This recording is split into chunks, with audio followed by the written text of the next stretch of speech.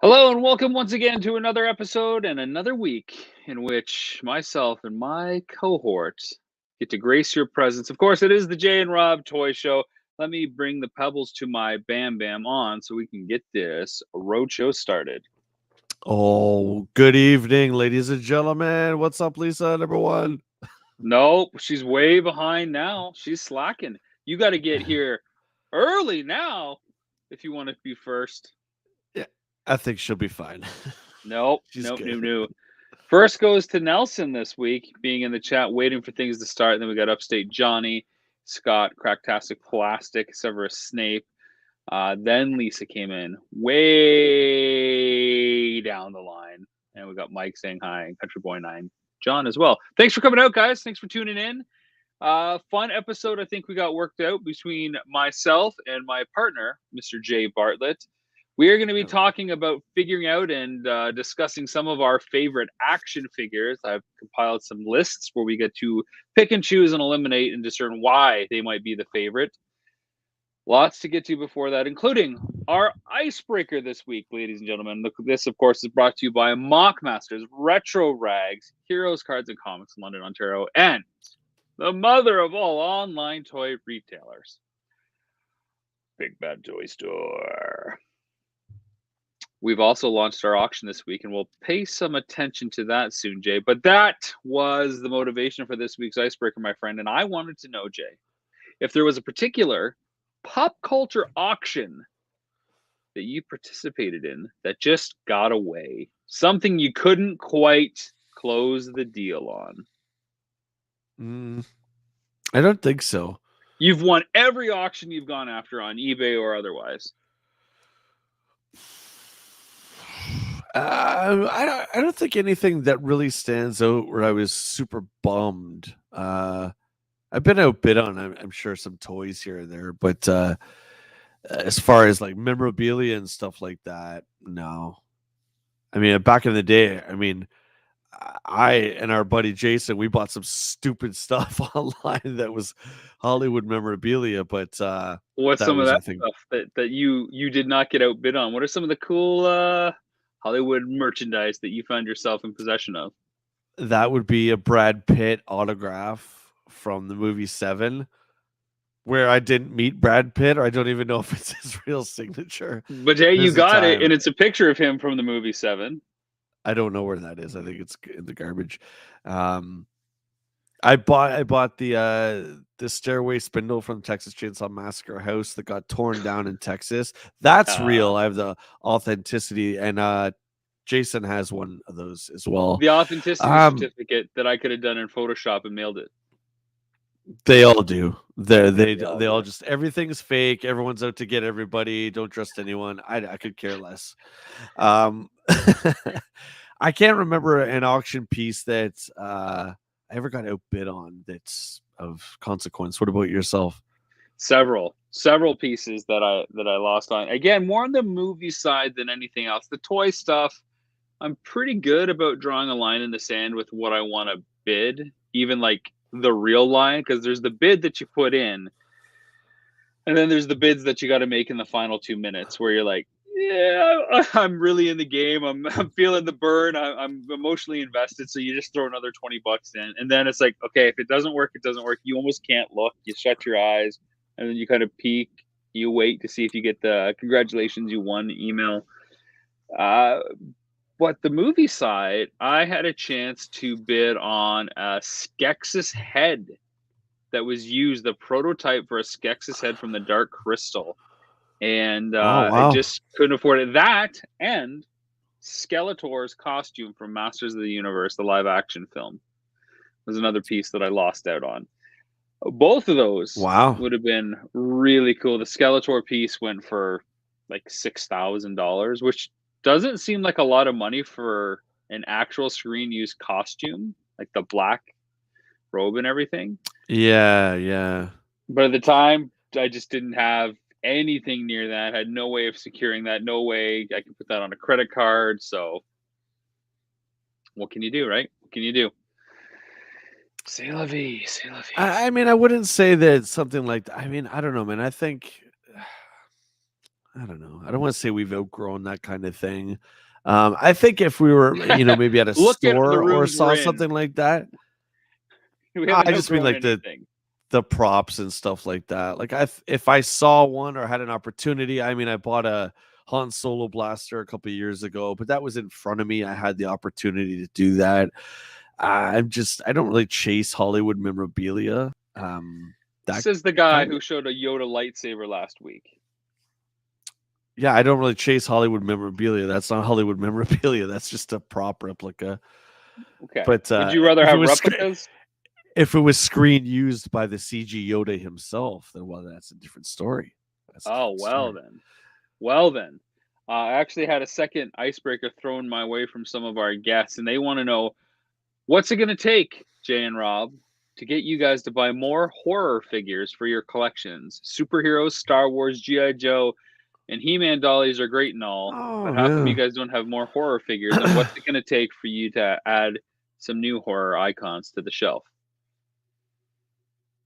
I had a lot. I used to have the first 2 or 3 waves of McFarlane's, and I know that was a long time, 22 years ago. I used to have all that stuff. I'm a big horror movie fan. I still am. I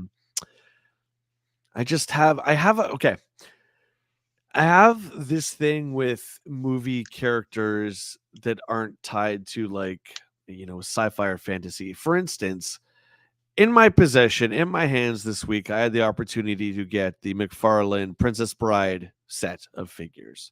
They're 6-inch scale. And I looked at Andre the Giant specifically, and I was just like, I want it, but what am I going to do with it? Do you know what I mean? It was like I had a really hard time pulling the trigger on the Back to the Future ones I eventually did. So for the horror ones, I mean, I have Herbert West, who's my favorite horror icon. I have the NECA one. That's the best version of Herbert West I've seen. If there's one that comes out that's better likeness, Jeffrey Combs, that kind of thing, I'll pull the trigger, of course. I have a few Jason 2, Jason 6 from NECA. I have those as well. I have a few. So basically, you're just looking for a more definitive version of a couple of the characters that you're fond of. Yeah, I mean, I'm not a horror fanatic. Like, I don't my whole house isn't decorated with horror stuff. I used to, you remember back in the day, I had Texas Chainsaw poster, House of 1,000 Corpses, all that kind of stuff. But those got ruined, and from moving from house to house. So yeah, I don't know. I wouldn't say that I don't like horror movies. I love horror movies. How about you? You don't have much. I think you have some Nightmare Before Christmas. Does that count? I don't know if that Not counts. really. That's more fantasy. It's more family-friendly fantasy. As far as like characters from R-rated horror genre or thriller films, I don't think I have anything. I think I might have 1 or 2 movie maniacs left over from when we shot Action Figure Adventure Season 1, because the trade-in value on them was like nothing compared to what I paid. I have some Toonie Terrors. I have the Shining Twins from the Toonie Terror line and Freddy Krueger. That's pretty cool. I'm looking at a lot of the Mezco stuff, because the Mezco 112 line is really nice. But again, the clothing's got to look really good. It can't look like an oversized Halloween costume. Otherwise, it really shatters the illusion of this terrifying individual. You've shot with Herbert West, my Herbert West, and he's barely passable. NECA either does clothes really well or not so great. The Jeffrey Combs likeness is great. There's real lenses in the glasses. He's got a pocket protector you can remove. That stuff's great. But the clothes are just a little too baggy for me. So I hope McFarlane does Reanimator, because that would be sick. And I would love to see all the characters in Reanimator. I'd buy everyone. Yeah, totally. I would, if I had to pick one franchise I'd like to see more of in the horror vein, it would be, I don't know. I honestly don't know. There's not one film that I just love from horror. I like a lot of different reasons. You've Maybe never The really Shining. been. I would never take been really like a horror guy. Yeah. I take everything from The Shining. If I had to pick one film, and I would even carry that on to Doctor Sleep, which I thought was a fantastic film, in particular because it's so different from The Shining, for the most part. That's what Kale, Evil Dead. Rob and I have very different opinions on this. I believe still. I loved loved the first Evil Dead movie, and I grew up with the second one. So me and my buddy watched it all through high school, almost every weekend. And then they really lost me with Army of Darkness. I didn't like how Sam changed it into like a comedy, slapsticky, and the character of Ash, what he became. I can't stand it. And I think Rob likes the Army of Darkness the best. I think he's the opposite. No. I like big surprise. I like the original. I don't really like Evil Dead 2 that much because it doesn't go all the way campy. It just it's half kinda, recap. Half the yeah. movie's a recap of the first one, a retelling, right? Yeah, I'm a huge fan of the first one, and I like Army of Darkness for what it is. And I didn't mind Ash vs. the Evil Dead, the show. Oh, It's God. just a franchise that is a little burnt out for me at this point. We've seen video games, all the different figures were kind of cool when they came and went, but I'm good with Yeah. all I things guess Evil Dead. I just don't like the way Ash evolved. I guess that would be a fair statement. Yeah, but like Kale says the, here, and Kale and I went to high school together. He jumped in at Army, which was my first one too. So like, there's an instant sure. affinity, and then to realize Yeah. there was something more serious and scary was cool on its own without degrading our first kind of experience. And I gotta say, I saw Army of Darkness in the theater in 1993. I remember seeing it, and again, the buddy that we watched Evil Dead 1 and 2 all the time, we went and saw it. We couldn't believe there was a third Evil Dead movie, and we were just so excited. So we liked it, but over the years, I found rewatching it, it's just not my thing. It's very silly. And then Bruce Campbell, his cocky, arrogant character that Ash became, it's not for me. Hey, there you It's go. so you. It's so you. You're gonna do a trademark change of heart within a year's time. We'll see. Folks, we Yeah. have our auctions live now on facebook.com/action figure adventure. Our very first figure is up. We will get to this in even more detail later. I just want everybody that's watching now to realize that if you want to put a bid in on our first item up for grabs, that's part of season 2 of Action Figure Adventure, you can do so now. You have 1 week to get a bid in, and the opening bid for item number 1 is $275 US. It's for a Man from the Power of the Force subset of the original Star Wars Kenner figures. Jay's holding the specific figure in hand. I'm going to make them big so you can take a look at that. We're going to dive deeper into a Man a little bit later to pay it a little bit more credence because this is a very cool figure. But facebook.com/action figure adventure. Go there, drop a bid, $10 increments. You got 1 week, and this piece of TV treasure can be yours. It's an awesome figure, and it all goes to support the Children's Health Foundation and their Child Life program. Now, Yeah, if you're, I was just gonna say, if you're a fan of Star Wars, and you're a Kenner Star Wars collector, or just a Star Wars collector in general, you know that the last 10, 15 figures are the grails next to the Jawa and Snaggletooth. And a Man is in the top 5 for sure. And you'll get to see, this year at some point, how I acquire that and decisions I make and what I go through to get it. But it's safe to say that getting that figure was very exciting. Mike has a question, and again, we can cover this a little bit later too. He wants to know, how does paying the shipping on the auction items work if you win? If you win, we provide a quote for you, and you've got 24 hours to pay, and then we ship the item to you. That's simple. Everybody lives in different places, so it's hard to calculate and guess where you might be. So we can figure that out if you are the big winner. Everything is shipping from Canada as well. And I'll throw it in there too. If whoever's watching the broadcast right now, maybe Star Wars isn't your thing 100%. You know someone who is, please pass the message along. We're trying to spread this as much as we can. Just try and get as many people involved as we can and spread the word. Yeah, absolutely. It's time again, Jay, for our new favorite segment that everybody loves. And that's Kobayashi Maru. Are you ready to play another round? I've got 3 scenarios for you to chime in. Everybody, of course, that's joining us in the live stream, you get to play the home edition of Kobayashi Maru. Basically, it's the no-win scenario. Right. And you get to pick what would you prefer not to have happen. Okay, let's do it. I'm ready. Here we go. Okay. Mind you, I didn't have the think session this week that I usually have, so I blame the lack of coffee and time. We'll see where it goes. Okay. Amazon always delivers damaged packaging.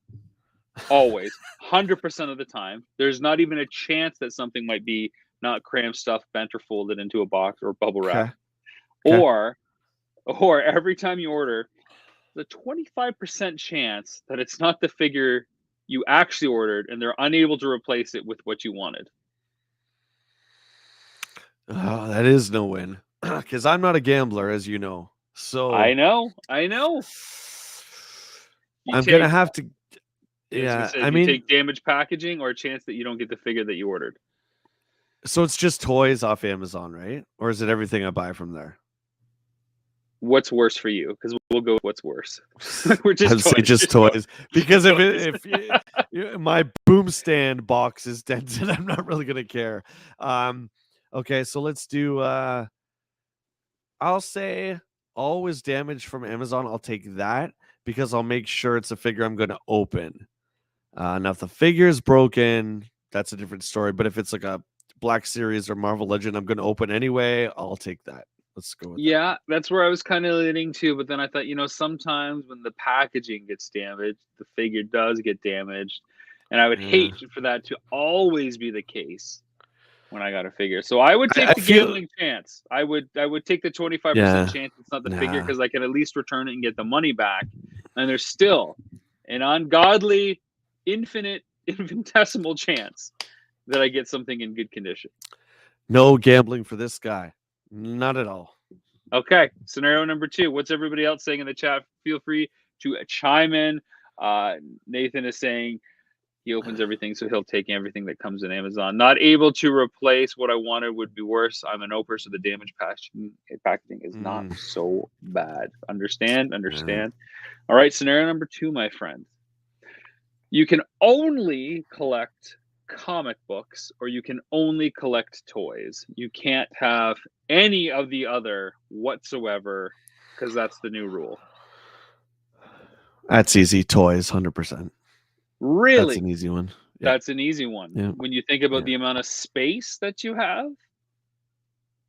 Yeah. And how many more comic books you could have, and the rare and collectability of comic books, and those origins of those figures that you like. Yeah, because you still have the cartoons, you still have the movies. Well, they might not be as good. Most of the time, they are not as good. I'll do toys any day, man. When that means you can't Nintendo read Quest, anything either. You can't read anything. That's fine. I'll be fine. I don't read much anyway, buddy. When we did Nintendo Quest, you and I both sacrificed quite a bit of our personal collections, and my comic books went, and that was my Hulk 180 went with it too. So R.I.P. Wolverine. But yeah, I mean that's what I do. I couldn't live without my toys, my action figures. How can I live without this? It's the fastest hunk of junk in the galaxy. This ship saved my life so many times. I butchered the line. Well, frankly, for branding on our toy show, I'm so glad that you went with toys. That just lines up a little bit better. I love the books, man. Especially last year I started really getting back into them again. And you got into them in a scary way. Ugh, yeah, I'm still buying Daredevil like mad, but other than that, yeah. I would go with toys. Next. Not so bad this week. Not so bad. I like it when you don't think about it too much. Like I said, I didn't get the whole think tank in session. All right, the last one again is an auction-based question. You get to always win auctions, but you always overpay. Always overpay. So it's basically like, what else is new? Or you never win auctions, but you eventually find the item within your lifetime. You don't know when or where. It could be the last day you live, and that's the only time that you can get it. Or you overpay every time. Really? Yeah. Oh yeah. Not patient one, are we? Because you're guaranteed to get it within your lifetime at the affordable price. It depends what it is, but I'm an experienced collector, and I've learned more times than not from my mistakes that if there's something you really want and you leave it behind, most times it's not, anything worth having. I'm taking that out of the scenario. I am saying you will get it 100% within your lifetime. and not overpay for it? I'll overpay. I'll overpay. I will take the wait. I am patient. There's I enough know. out there that I like, and there's enough that I can get swayed into that I don't need to be so fixated on something. Because Yeah. as soon as I get the thing that I overpay for, whoosh, it's on to the next thing. So I've learned that lesson that it's Why do you easy. think I'm the star and all this stuff that you put me in? Well, because I like to push your buttons and dance monkey Because you dance. know I'm that much of a maniac. I'm sorry, I gotta address something here. Kale, yes, so close to 181, but Wolverine's first appearance was his cameo in 180, and I'm not gonna have this argument, but I know where you're going with this. Yes, okay. Kale's a Moving on. mega comic book guy, huge X-Men fan too. Yeah. So he's probably more on the comic book side of the second question than on the toy Yeah, side. Kale loves Surfer like we do, which is great. Every time I Yeah. post a Surfer pic or whatever, yeah, he's always liking it. It's awesome. I love Severus Snape chiming in here. I'm resigned to overpaying for everything already. Such defeat. I love it. We've been trained there you to go. just get beat over the head with whatever price tag is thrown on us. It is what it is. So we're doing 33 Canadian for anything 6-inch Hasbro now. So I feel like I've been beaten up for about 5 years. Ever since Force Awakens came out in 2015. So 7 years now. Well, anytime I look at an American figure and it's $50 and I realize, oh, that's not that bad. Like, how did I get to the point where that became digestible? Like, why is that? I would rather take a less cool looking detailed toy at $15 to $20, like the Origin stuff. It's not highly detailed by any means compared to stuff that they're selling at the $50 price point. I'd be able to get 2 or 3 instead of just the one. I'd rather go. Listen, look at Mr. Origins now. I would like to go back a year ago. It's still a pick and choose line. I'm still not sold on the concept. I like the Origin figures, like the Keldor and the Kronos. Those guys in particular, the original figures that they launched with Prince Adam, like the mini comics, the blue vest. I like that. The other stuff, not really sold. Not really sold on it still. Can't do it. Yeah, I retired it in favor of a Revelation. I'm just trying to think of an Origins figure. I'm sure there'll be 1 or 2 that I'll really, really want when I see them. I'm just trying. They already got Hordak. Horde Trooper. You know what? At that exclusive 4-pack, I didn't like the sculpt. No, but the gray one that's coming. No, but it's the same. It's just of a different color, right? It's different. Oh, the gray one, the original one, is so good, is so perfect. That the Origins one, it doesn't even hold a candle to it. I don't know. That's another talk for another time. Well, let's actually spend some more time talking about a man then. We've got a few minutes to kill here. We're running ahead of schedule. So Jay, you need to talk up a man. Why does this figure matter? Why does it really matter? Why does it matter if you're not a Star Wars collector? And what bid are you going to put in? And am I going to be able to outbid you? Because I think we're both bidding on this figure at some point. So you shot this figure a couple weeks ago. You came to picked him up at my place, and you brought him back, and you were just like, I want that figure. And I think you held the 97 Man, but I don't think you've seen the 84, 85. And you're like, wow, he's just a really cool looking character. He's a cool looking sculpt. His weapon is really, look at this guy. He's got skulls just hanging off his staff here. And I will say, the big difference between Yak Face last season and a Man this season, honestly, the weapon does make the character. And that's, something that I learned. But he's just such a cool character. If you love Return of the Jedi, a third of the movie is Jabba's palace, and that is my favorite part in all of Star Wars. Actually, next to the throne room. But he's one of those great characters, like Yak Face, like Snaggletooth. Most of the rare Star Wars characters are just background characters. And us growing up on Star Wars got fascinated, and these characters became famous in the books from 85 to 95 in a time that I call the dark times. There was no Star Wars. It was just novelizations, Yeah. expanded universe stories being wrote, which were all awesome. Tales from Jabba's Palace. So a Man is incredibly important, and he's, I would say for me, most importantly, is you never see the character, you never see the figure ever. That handful of times I've seen a Man being at cons or comic book stores or whatnot, he never has the staff. This one is clean. It's in pristine shape. And honestly, he's been in my storage room since I got him. I haven't even taken him out except today. And Rob shot him, and I did a bunch of shooting with him, and that's it. But you're a Star Wars collector. He's in the top 5. He's awesome.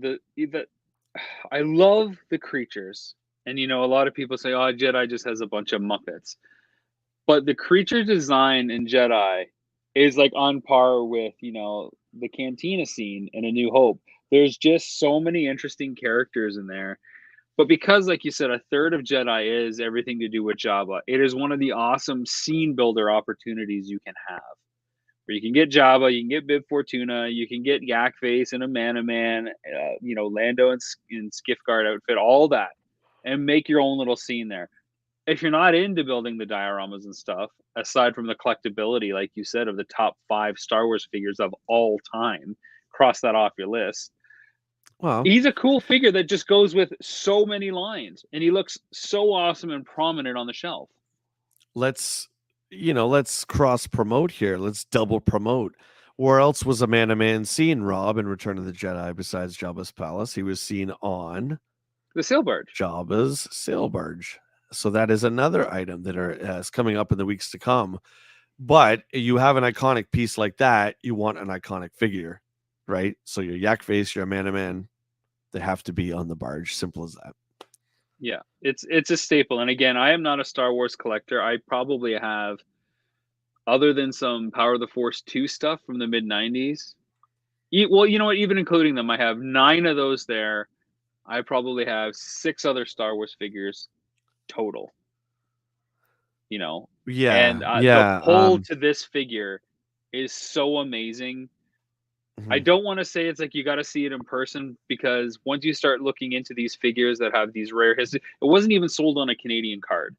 It was in, a couple different 3-packs, the second iteration of one 3-pack of a series exclusive. It's just a hard figure to find. And sometimes the fact that it's a rare figure, coming out in a later wave, is a cool enough story to put it on the shelf, in my opinion. And he's weird because Kenner at the time thought, there's so many characters in Star Wars. George had us make, Hammerhead, Walrus Man, Greedo. So we'll pull all these characters out. They thought they were gonna keep going. So Amanda Man was one of those last rare characters. I don't know. I just I personally don't have a Man in my Kenner Star Wars collection, and it's going to be pretty tough for me to let go of this one. I'll tell you that. Well, it'll save on shipping for you. It'll save on shipping for me and anybody else in the southwestern Ontario area. If they want to make the trip, they can do a porch pickup, a curbside, if you will. Jay, what are you going to be bidding on this? Because I know you're bidding on it. I am going to bid on it. We've told you guys this already. All the items are up for grabs. It's not a joke. They're up for reasonable prices. Everything goes to benefit Children's Health Foundation. I want this figure in my collection. I'm trying to figure out what I can afford, and also pick and choose what else we've got coming up, because every week is something that I kind of want in the collection. I can't do it all, though. That's fair. And what a way to start the auction off, in my opinion, with a bang. It was my choice to put Star Wars at the forefront, as it should be. And I think this is a great opportunity. And of course, this is featured in Action Figure Adventure. And you get to see, when the season comes out later this year, you get to see how Rob and I acquired the figure, what the things we went through to get it, and all the crazy adventures during these extraordinary times. Yeah. I think I'm going to be in for $300 at least. So $275 right now. Yeah, I think I can commit to that. I'm going back and forth between that and the sealed Wind Raider that minty Soundwave as well. I can't buy everything, and I can probably only afford to get one thing in the auction. So I could just keep trying week after week, but see if I can make the cut. But I'm not too sure. Star Wars is it hasn't really gone anywhere, but it's back in a big way, especially with Boba Fett and Mandalorian coming out later this year. It's crazy. I wonder if we'll see a Man-to-Man. I don't know. Did he die? Someone mentioned the Tales from Jabba's Palace. Well, I mean, if Max Rebo didn't die, he could live. Rebo didn't die. Rebo, yeah. Anyway, I'm not going to say anything about that show.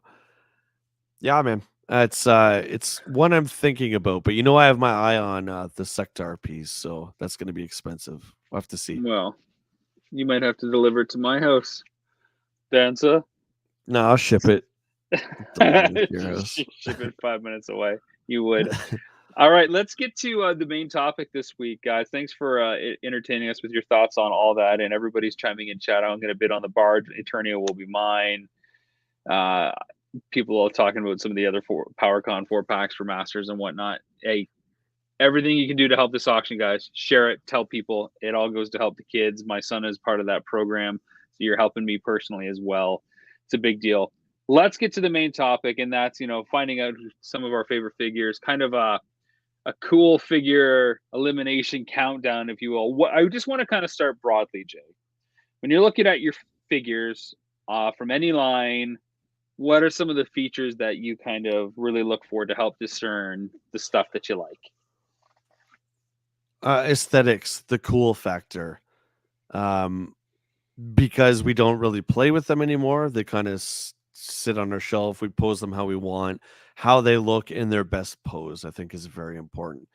In a static position, do they look cool? Is it something that catches your eye? Is it something that you just want to grab off the shelf and, kind of separate it from the rest of the herd and be like, yeah, this guy's a badass? Yeah, I think likeness and posability would be the two for me. I want to be able to recognize what that figure's from across the room. And I want to see that character in some sort of dynamic pose that they would be known for. So if it's He-Man, I want to see him have that sword raised properly across the room or be in some sort of battle scene.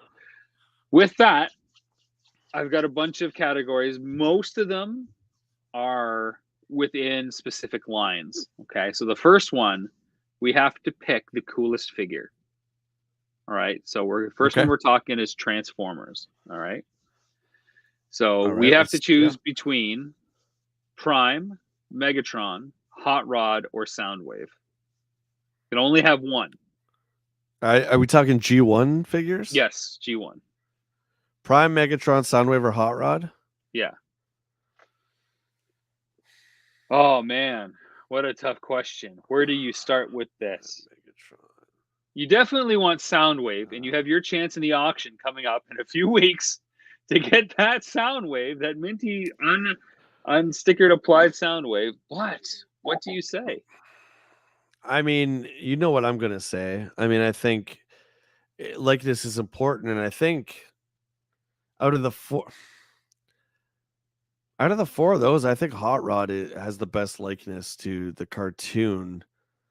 And he's my favorite, so I'm going to go Prime with Hot Rod. But Prime is Prime, the iconic hero. If you could only have one Transformer. Rob, that's a very intelligent thing. Prime is Prime. And thank you for pointing that out to everybody. Prime is Prime. Prime is but Hot Rod is Hot Rod, and Soundwave is Soundwave. Yes, they are. But when I say Prime is Prime, it's not saying he is that. It means that Prime is so much bigger than the entire line.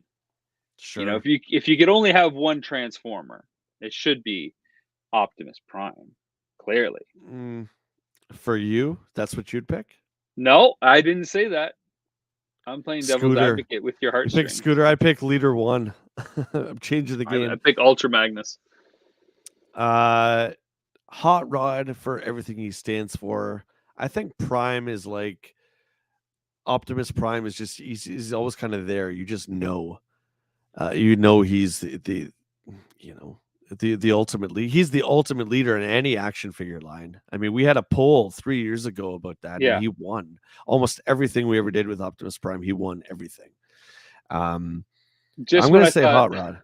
okay, Yeah. just when I thought nobody was going to pick Megatron because of that awful figure design, it just looks so awkward. Our good friend Oh, Greg look, Lawrence. it's the man with the dark saber playing with the dark saber today. I saw your pictures. Give me that, Craig. Give it to me. There you go. Greg Lawrence of Dark Matter Toys and Collectibles in St. Thomas, who figures prominently in Action Figure Adventure Season 2. We can't give away any spoilers. He is chosen incorrectly with Megatron. It's not his fault, folks. He just loves the bad guys. It's not his fault. I would probably go with I want to say Hot Rod, but I think if I only had to pick one G1 in particular, I'd pick Soundwave. I think Hot Rod has probably been released more times than any other character at this point. But if I had to pick a G1 figure in particular, it'd be Soundwave. And you know what? I was thinking of that because everywhere you go, you still see that reissue from 2019. Yeah. And that's unfortunate because it really does make it less appealing. It does, because you can just go and get him anywhere. There's something about when you can't find something ananymore. And I can't remember if they reissued like a Soundwave. Man. You just can't find a Man, especially with that staff. Can't But this find him anywhere. week, you could add it to your collection. What are you smacking? Smacking It's around? the table of consequence. It's the table of consequence. Craig Lawrence is going to try him in with why Megatron is great. While he writes out his monologue, we're going to move on to the next category, and that's G.I. Joe, a real American hero, Jay. You can only have one. Okay? Deathstroke. You're gonna have to say versions for me. Come on, you know that I don't just want to hear a plain guy. Yeah, Give no, me versions. You'll get it. Deathstroke, Cobra Commander version 2, the hood. Storm Shadow version 2. Snake Eyes version 4. No, Snake Eyes version 1. the blue and orange one. Version 2 Storm Shadow. It's my favorite Joe of all time. Yeah. And what if I said version 1 Storm Shadow, just out of curiosity? So that would be between Hooded Cobra Commander and Storm Shadow. I'm a big fan of Shu Kazugi, who's a Japanese actor who just did a slew of ninja movies in the 80s. Revenge of the Ninja, Enter the Ninja, Ninja 3 The Domination. Anyway, my love for Storm Shadow comes from that. And he's the white suit version 1 of Storm Shadow is the personification of that character. So that would be tough. And then again, you flip it over Cobra Commander, Chris Latta. All I hear is Chris Latta, and it's one of my favorite voices. I'm gonna go with the Larry Hama comic and say Storm Shadow. Yeah, Storm Shadow. Yeah. For me, it's between Cobra Commander and either version of Storm Shadow, without a doubt. Destro's cool. Snake Eyes is cool, but Storm Shadow version 2 was guy. Yeah. Version 2 Storm Shadow was one of my first Joes, and I never had a Cobra Commander. So when I got version 2 a few years ago, I just fell in love with it. And they're never going to make that version of Cobra Commander again. Oh, I wouldn't hold your breath on that. People got to lighten up a bit, for goodness sakes. Well, they just won't do that. Hooded Cobra Commander is too synonymous with other hooded terrorist and extremist groups. So it wouldn't surprise me if it never gets made again, unless it's a custom. What's cool about the Cobra Commander figure, actually all those figures, sorry, did you say Snake Eyes 1 or 2? Snake Eyes 1. All those figures except Snake Eyes 1 have backpacks and little things that hold their weapons, which is so cool. Cobra Commander, actually, it snaps onto his back. His Viper pistol snaps onto his back. Destro has the attaché case. And of course, Storm Shadow's backpack holds everything. 4 great choices. Probably the 4 greatest Joes there are. Yeah, right, chat? Let's see. What's Craig saying? Craig's saying, although Prime's voice in the cartoon was epic, Megatron had a great voice too. Also, the toy was fragile and super complicated. And also a great G.I. Joe gun for outdoor play. That doesn't make Megatron the most iconic figure out of those. See, I always associated Megatron's gun with Bond. Even though we didn't play James Bond much. I don't think we ever played James Bond. But that always reminded me of like more of a spy, like a spy gun kind of thing. And I love Megatron's voice. Frank Welker is iconic. But as we've seen firsthand, Megatron's toy is not meant for play. That's No, an extremely fragile piece. no, I agree, 100%. All right, moving on. Category number 3, Ninja Turtles. All right, you don't really have a dog in this race, I don't think, Jay. So it would be interesting to see where you end up landing. Shredder, talking original figures, of course. Shredder, Playmates, okay, yep. Casey Jones, Leonardo, or Raphael?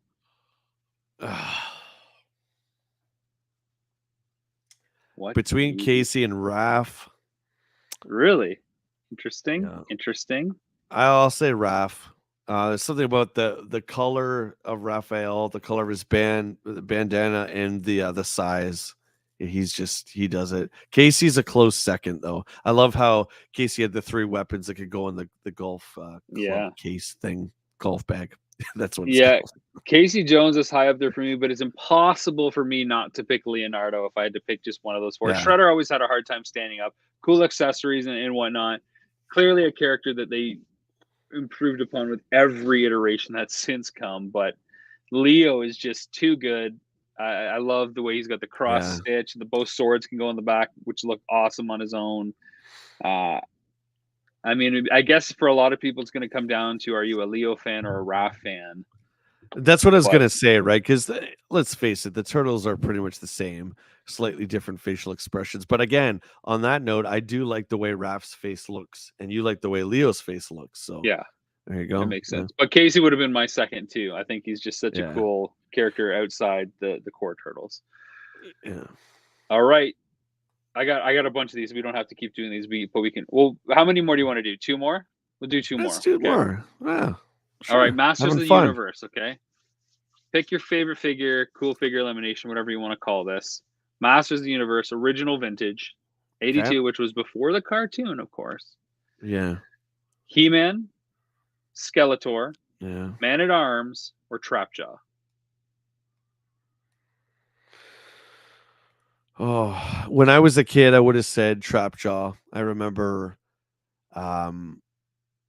like you could change his arms and his jaw moved, and that just blew my mind. He had they all had belts and stuff, but there's something about his belt, the strange little silly thing I think they just threw on where there's a hole in his head, and you could put a string, and he would slide down by his head, right? He also had a glow in the dark ring in some iterations. Oh yeah. So I remember seeing the commercials or whatever, wherever I saw Trapjaw, but he was just, I had to have him. He was so wicked looking. Now would be Skeletor, hands down. Skeletor is the greatest He-Man figure of all time.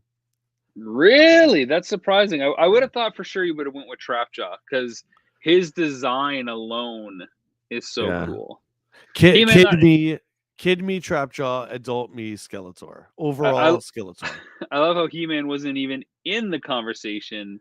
He never was, and I've been vocal about that since we've known each other. He-Man was always the least interesting thing to me in Masters, which is crazy. It's like, more or less like a Superman comic, and I don't like Superman, so. Yeah, that's fair. That's fair. I think for me, it's hard not to have a skeleton, a humanoid skeleton, taking the lore out of it, just sitting on your shelf, let alone everything that you know. So it's got to be Skeletor for me. Although Man-at-Arms and Trapjaw are kind of even for me because I really like the armor on Man-at-Arms and his mace. I just think he's a cool looking figure as well. Someone who clearly looks like he's a warrior, clearly looks like he's on the good guy side, but looks really intimidating and can throw down. So yeah, I mean, Man-at-Arms is great, but let's be honest, He-Man came to life for us with the Filmation cartoon, our generation. And of course, it bugged me that he didn't have a mustache. And I realized it could be shaved off and grown back, that kind of thing. But it always just never felt right. And there was a couple times I remember when I was actually going to draw it on, but I would never do that to my toys. But I was like, oh, why can't they just put the mustache on him? That always bothered me. It's so weird, right? Because when we talk about, figure elimination, if we could only have one, He-Man's not part of it. But when they release a new line, what are the first 2 figures we always buy? He-Man and Skeletor. Well, yeah, I mean, He-Man is the hero. Skeletor is the villain, plain and simple. You have to have those. And I remember one reason you didn't want Origins, the same reason I didn't, is because He-Man and Skeletor were Walmart exclusives in the States, and we couldn't get them. Yeah. So it's like, well, I don't want to collect this line if I'm going to start off with, Tila and Man at Arms. I'm not even going to have the two main guys. So, Yeah. but yeah, It's hard because the non-fan nostalgic critic in me wants to say Trapjaw hands down. The accessories, the design, the color scheme, even with the little circle on his head for the zip line. There's for the just too zip much line, yeah. there's just too much to ignore about that, but I can't ignore who I am either. So Skeletor, easy.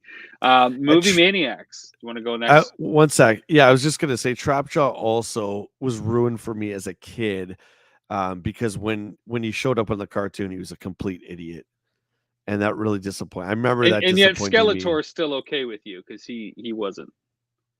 Yeah, Skeletor was always he always got foiled and foiled, but I mean, like it or not, like Cobra Commander in the cartoon who kept losing, he was still your commander, right? So that didn't matter. Skeletor was fine, but the villain of the week they would show, and then he would get beat, like you can't beat him, and then He-Man's all like, oh, wait a minute, and then he beats him, and then he's just no threat at all ever again.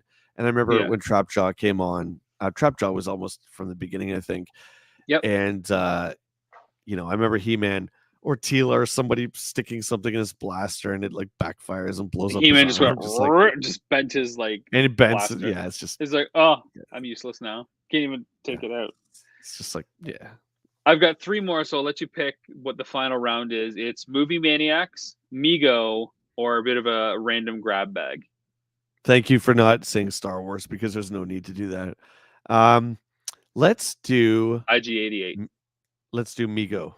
Want to do Migo as the last one? Okay, so yeah, Migo Spider-Man, Migo Batman, Migo Superman, or Migo Green Goblin. Oh man. Okay, I'm gonna do the child version. I'm gonna go deep down into the child version of Jay, and the child Jay wants the same thing. I think. You know what? I'm just gonna say it. Green Goblin. He's such 100%. a cool figure. When I was looking at all the different possible Migo figures to put in this as hard as possible, you've got to pick Spider-Man and Batman because they are the iconic ones that everybody wanted. Every third person wanted Superman. But then you look at like the design of some of the other ones. Thing is okay, but Goblin is just amazing. And you don't see Green Goblin often. No. You always see Batman and Robin and Spider-Man and Superman. They never have their logos on. They never have their oven mitts. A Goblin you don't see. You just don't. And that's, part of the appeal too. Plus he just, like I said, when we started this, a figure that just looks amazing sitting there. Yeah, I think the only Migo figure that I would like other than Goblin would probably be Batgirl. She looks really cool in that line. I don't know if you've seen her lately, but one of our participants had a really great story about Migo Batgirl. And of course, then you go down the rabbit hole, you start searching, like, oh, that's really kind of neat. There's a ton, man. Migo is like the last 5 years. No, I mean, they like have so vintage, many figures. Yeah, vintage stuff. Yeah. Yeah. It's nice to see all the reissue stuff that they're doing. Everything's a little bit better. It's still close enough to the original release, but the price point is a little bit more digestible, as we discussed. Higher. Yeah. A little bit higher. All right, well, that'll bring us to Action Figure Spotlight. I wish it was my top bid on a Man-to-Man that we could showcase and just kind of close that out, but I don't know if that's going to be possible. Again, don't forget to bid, guys. What do you have to showcase this week, my friend? Do you want to go first, or should I? I didn't buy anything showcase worthy. So you're just passing. It's just something I'm like, what's a cool figure I want to talk about? And I talked about Hyena from Cops a couple episodes ago. So I thought, let's continue the Cops tradition. This is one that I got the guns for. Oh God, I don't know if I showed this one now. I don't think I have a spare figure. Did I show this one? I don't know. Did I show him already? No, you haven't shown him. I didn't show Berserko. Okay. Wicked. So out of all the Cops line, Cops, of course, started in 1987. Hasbro, and this is Berserko. So this was the nephew to the big boss, who is the big baddie. And the great thing about Berserko is absolutely everything. His sculpt is crazy. He has a molded on pistol inside the holster. He looks like a cross between Biff Tannen and like Buzz from Home Alone. Even with though a I know dash of Home Alone Hulk Hogan. and Home Alone was made by then. Yeah, and Hulk Hogan. And the guns are ridiculously big. Of course, they're cap guns. So you pull this lever here and put in those red caps. And amazing what we got away with in the 80s. You would never see anything like this now. He's a bumbling idiot in the show. But the first, I'd say, 10 episodes of Cops are really cool. There's a lot of great firefights before they stop using their guns. But I wanted to showcase Berserko because this is a line that doesn't get a lot of love. And this guy is 6 inches tall. And there's a full set of vehicles for Cops. But Berserko is one badass character. And this one is in great shape. You often see the bad is good logo rubbed off on his chest, but mine is thankfully intact. And I'm not going to imitate him. You can if you want. Oh, but Uncle Big Boss. I'm such a huge fan of that line. In the same way that the Masters of the Universe figures are really like fantasy barbarian driven. Yeah. These figures have so much attitude to them, like outside of what the cartoon show is. Like the figures are almost an instant upgrade by comparison to what you saw on the show. Like whether you like Berserko or not on the cartoon, it's hard not to love that figure or any of the figures because like the figures are the coolest versions of the characters you've ever saw. Yeah, they're great. And everyone's to scale in the line, which is nice. Like Big Boss is as big as he should be. Dr. Bad Vibes is like rail thin, which is great. Bulletproof is, your standard like Batman physique. It's such a great line, man. And I don't want them to remake it. I know we've probably talked about this before where I wanted it. I don't want them to remake it. I would like to see proper reissues of the figures. That would be, I guess, okay. But don't remake it. Just leave it the way it is. Yeah, it's certainly a line that's high on my list. And one of the things that you pointed out that makes them really stand out are those guns. Not only are they a practical play feature as a cap gun, but they just look so cool to have something oversized like that in their hands. And they can actually hold them without them falling out. And to have those figures that have the G.I. Joe articulation at a 6-inch scale is awesome. Only thing I don't like is how hard and shiny the plastic is. I like that, especially for shooting it. The light just gleams off them. I love it. I just wish it was a little bit dull and the plastic was a little bit more creamy, a little bit more gentle, a little bit more like a Swiss chocolate, as some of our friends. Yeah, there's only maybe, I would say 5 figures out of the line. There's not very many. I think there's like 15 or something, but there's only maybe 5 figures that are really pricey. The rest are really reasonable. Bulletproof being number 1. He's ridiculously expensive, even long arm, but the rest, it's a good line to collect and it's small, so you should start it right now. Well, it's either that or I get my bid on a man, so I've got to pick and choose top 5 Star Wars figure or obscure 80s Hasbro line. Cop show thing. Yeah. Well, I haven't really bought anything for a while. I'm still having stuff that's arriving from when we put our bet on hold at the beginning of our return 14 weeks ago. So it's been nice. I have placed orders, but it just probably won't be here for a while because that stuff takes a while. I wait for a bunch of stuff to accumulate to make the shipping worthwhile. But this arrived on its own from Big Bad Toy Store, and I've never had a box just arrive by itself from Big Bad. So I was really surprised. So I'm going to have to, this is a 2-hander, so I'm going to make myself large here. So this, I talked about before in a previous episode.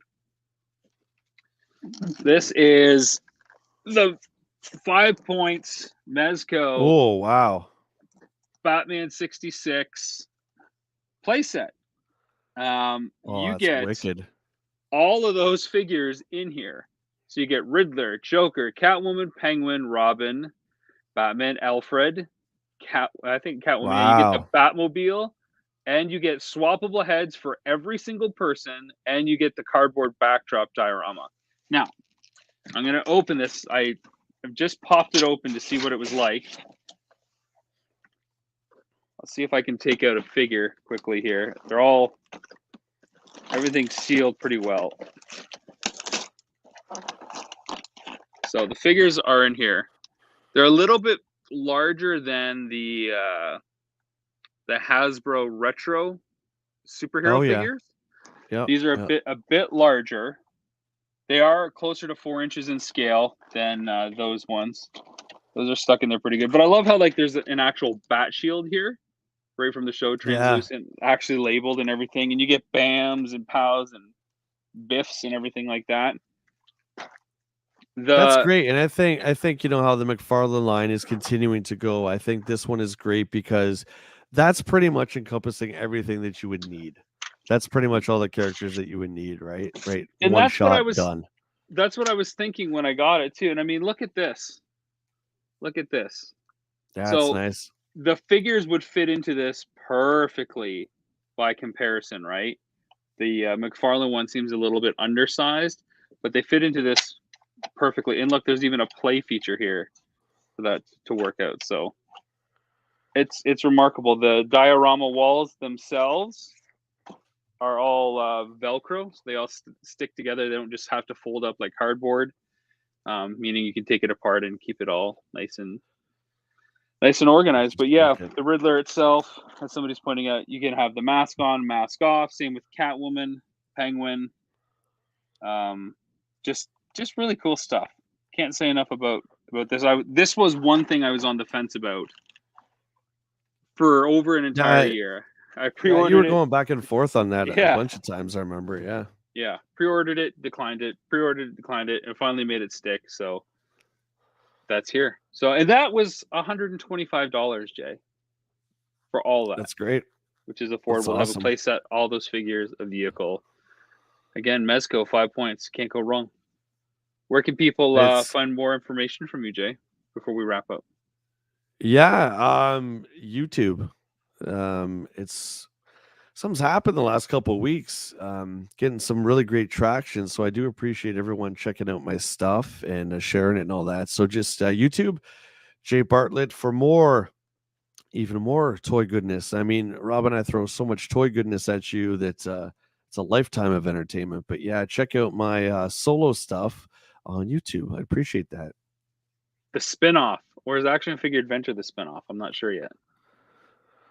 I think it's all just part of the family, man. We're like, what's that guy? Adam Sandler. No, we're not like him and those guys. No, we're not like that. No. You're Fair Rob enough. Schneider. What? You can do it. Okay. Well, you can get at me on Twitter at Rob McZob, obviously on Instagram at Action Figure Adventure at the Jay and Rob Toy Show. Reach out, let us know what's going on. And again, guys, our auction at facebook.com/Action Figure Adventure. It's out there. Share the crap out of it. Please let people know that it's going on out there. This all goes to help the kids. This is an experiment on Facebook so that we can save the 15% selling fee that eBay incurs. But in order for that to make it worthwhile, we got to get it in front of eyes. So if this doesn't go well and so we may have to go back to the dreaded FeeBay, as they call it, and go that route to see what works. So anyways, thanks for tuning in. Any last words, Jay? For the love of toys and for the warmth of scarves, everyone out there, take care of yourselves. And each other. Because we all know, Rob, that the best time of day, Jay, is bedtime. It's take care, everyone. For old man crotchety. All right, take care, guys.